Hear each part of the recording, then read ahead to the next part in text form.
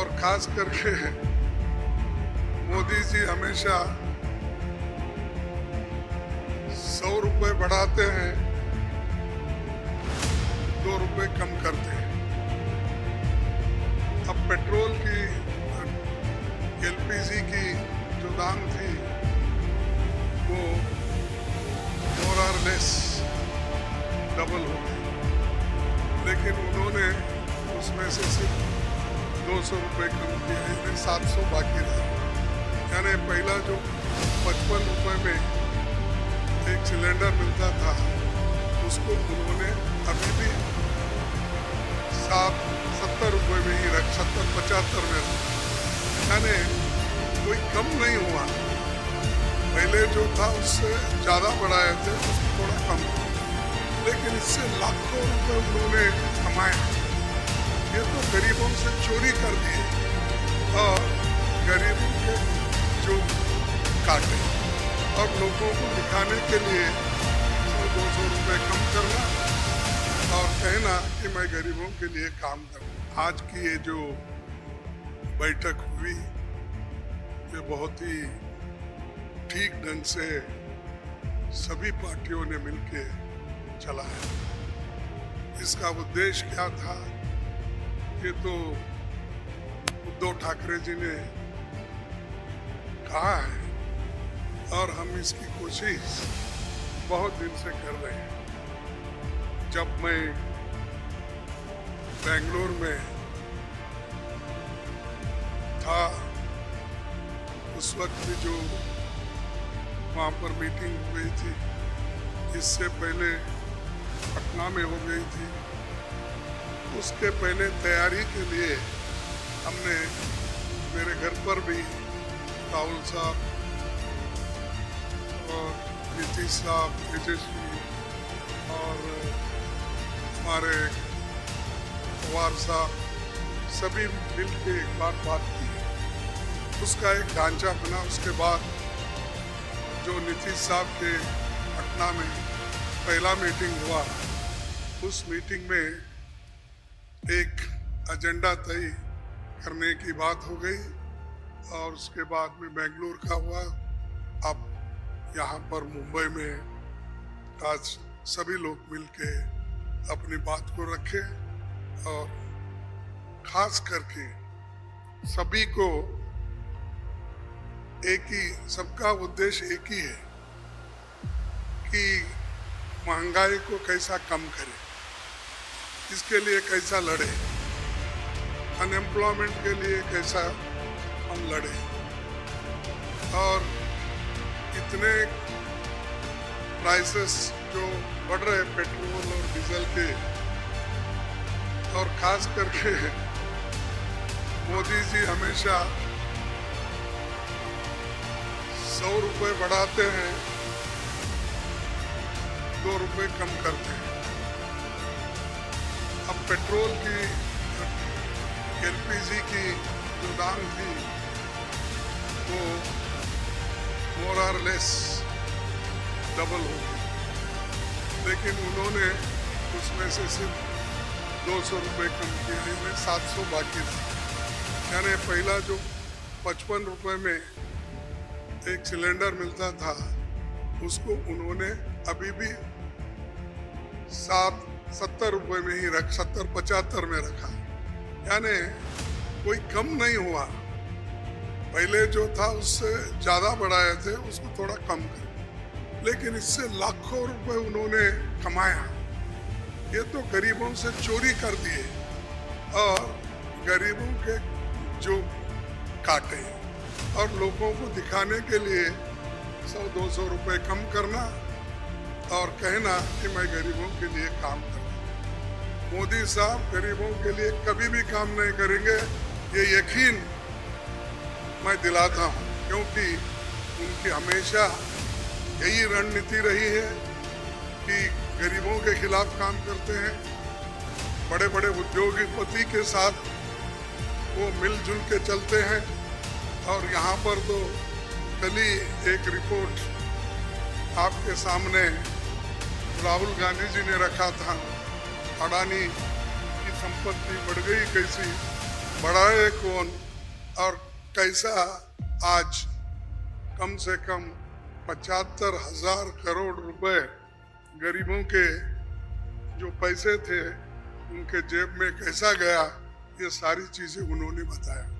तो ये जो है इसके खिलाफ लड़ने के लिए जो बड़े बड़े सरमाएदार है और उनको जो पैसा जा रहा है हमारा गरीब का, तो उसको रोकने के लिए इंडिया जीतना जरूरी है।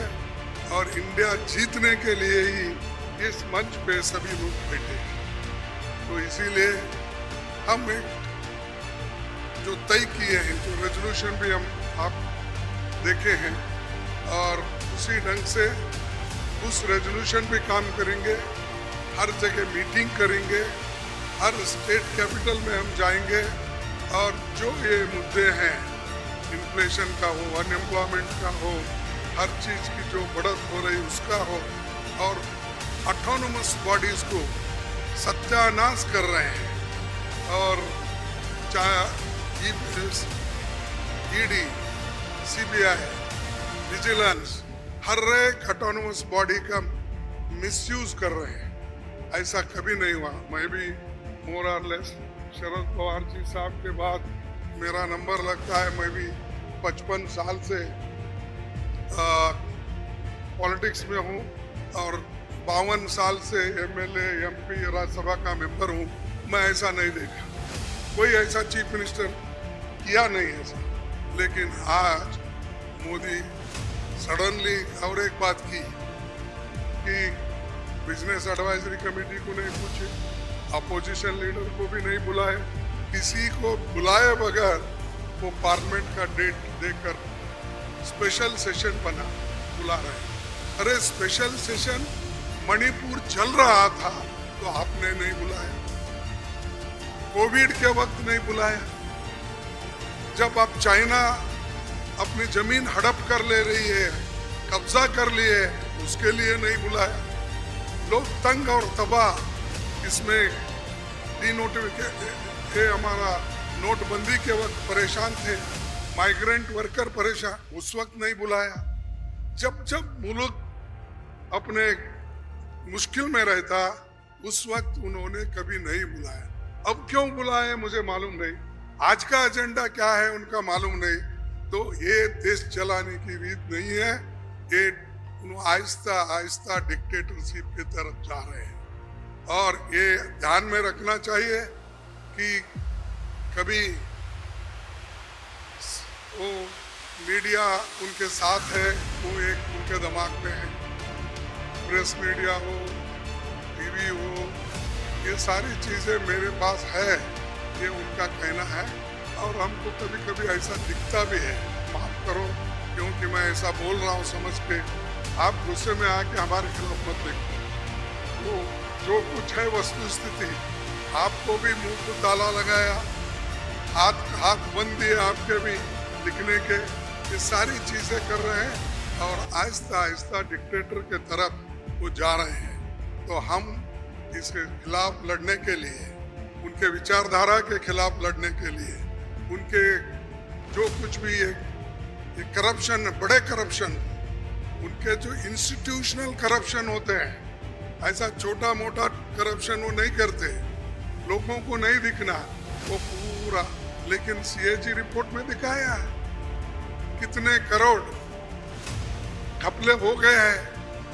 तो उनका करप्शन इनविजिबल है और वो हमेशा अपनी बात ये कहते हैं कि मैं किसी को न खाऊंगा न किसी को खाने दूंगा। लेकिन खाने तो सबको दे रहे हैं, अपने को जो चाहते हैं उनको तो दे रहे हैं, लेकिन लोगों को भूखे मार रहे हैं, लोगों को कुछ नहीं दे रहे। तो इसके लिए हम आवाज उठाए और उसके तहत हम काम करना है। आगे भी हमारी कहाँ मीटिंग होगी हम तय करने वाले हैं, जल्द से जल्द वो भी मीटिंग होगी और बाकी के जो विषय हम आपके सामने रखे मुद्दे उनके ऊपर हम लड़ते रहेंगे। वो डराने की कोशिश करते हैं, हम डरेंगे नहीं, ये हमारा वायदा है और हम हमेशा लड़ते रहेंगे और जीतते रहेंगे। और आज मुंबई में जो हमारे महाराष्ट्र विकास आघाड़ी जो ये स्टेप लेकर हमको बुलाए हैं, उद्धव जी लीड लिए हैं और बाकी कांग्रेस पार्टी और एनसीपी सभी ने मिलके ये जो एक यहाँ पर कार्यक्रम रखा और बहुत यशस्वी हुआ, इसलिए मैं उन महाराष्ट्र विकास आघाड़ी के सभी नेताओं को धन्यवाद देता हूँ और आप सभी को भी मैं धन्यवाद देता हूँ, क्योंकि आगे की और भी मीटिंग्स है वो डेट टाइम सभी बताएंगे और कहाँ मीटिंग हमारी होगी, बहुत से 5-6 जगह पब्लिक मीटिंग होगी, वो भी हम आपको बताएंगे और काम करते रहेंगे और मजबूती के साथ करते रहेंगे। इसको ढीला करने की कोशिश मोदी जी कितना भी कोशिश करे, हम वो करने वाले नहीं हैं। इसीलिए मैं इतना ही कहूँगा कि उनको हमेशा मोदी जी झूठ बोलते ही रहते हैं, लेकिन लोग उनको सच समझते हैं। लेकिन अभी भी मराठी में कहावत है, खोटा बोला पण रेटून बोला, तो ऐसा उनका है। इसीलिए सब झूठ बोलते जाते हैं, लोगों में भ्रम डालते हैं, तो वो सबको हमको एक्सपोज करना है, हम करते रहेंगे। धन्यवाद।